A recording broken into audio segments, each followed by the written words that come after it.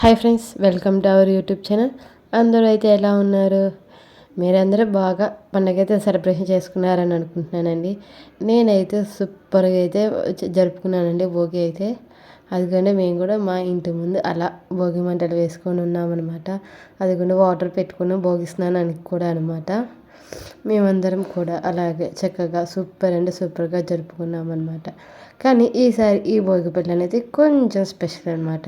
ఎందుకు అని అంటారా? ఎప్పుడు మామూలుగా పిల్లలకి భోగి పళ్ళు అంటే అన్నీ మనం అరేంజ్ చేసుకుంటాం కదండి. ఇలాగే ఈసారి అయితే తను మా అమ్మాయి భోగి పళ్ళకి అయితే తనే అన్నీ రెడీ చేసుకుందనమాట.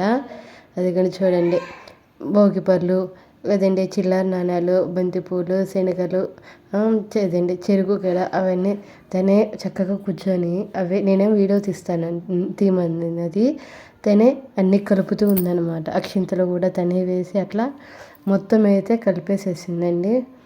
ఎవ్రీ ఇయర్ మా అమ్మాయి భోగిపళ్ళు పోస్తాం కదండి, అదే విధంగానే మా ఇంట్లో చిన్న కృష్ణుడు కూడా అట్లా అలా రెడీ చేసుకొని భోగిపళ్ళు అయితే పోస్తాము. ఫస్ట్ అయితే ఇంకా మార్నింగ్ అంతా అలా సరిపోయింది. ఇంకా ఈవినింగ్ వచ్చేసేటప్పటికైతే మా అమ్మాయిని అదిగోండి అక్కడ అలా కూర్చోపెట్టేసేసి ఫస్ట్ అయితే హారతి ఇచ్చామండి. హారతి ఇచ్చి బొట్టు పెట్టిన తర్వాతనే ఇంకా భోగిపళ్ళు అనేది పోయటం అనేది స్టార్ట్ చేసేసాము. ఫస్ట్ అయితే నేను భోగిపళ్ళు పోసానండి.